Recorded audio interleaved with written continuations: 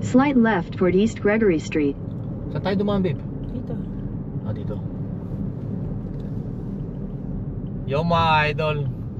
In Lumabas 100 lang. feet at the traffic circle, take the second exit. Lumabas lang kami ng konti para mapag-dinner. Plano pa sana na mag-swimming Exit the traffic circle. pagbalik namin. Pero eto, tignan nyo nangyari. Mukhang di namin makakaligo na ito. Continue for 3 miles.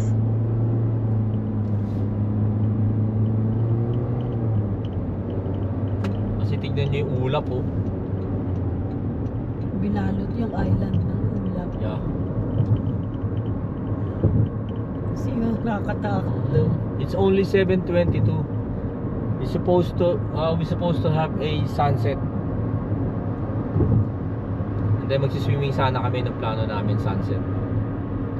Pero nawala, ayun, tingnan yung ulap.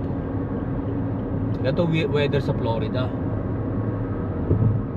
Pag tag summer or tag araw. Yan. Tag ulan din. Yun nga, takot to. Grabe, no? Pero may ano pa naman kami bukas. Last sunrise bago kami buwi. So, enjoy pa namin ang dagat ulit bukas ng umaga.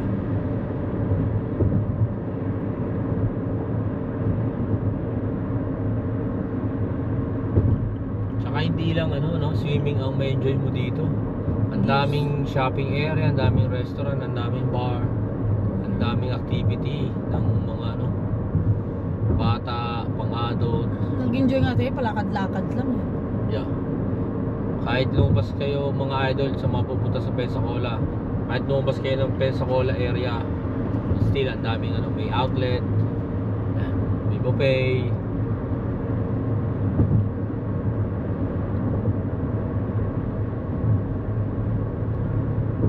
Grabe, ang laki. Nasa gitna tayo ng storm.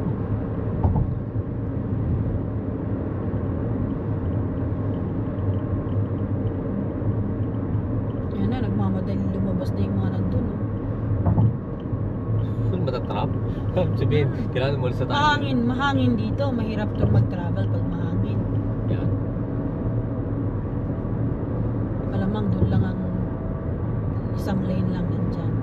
Hindi pwede dito. Parang sa Key West, no? Lahat daw palabas eh. Walang Lahat papasok pala. eh.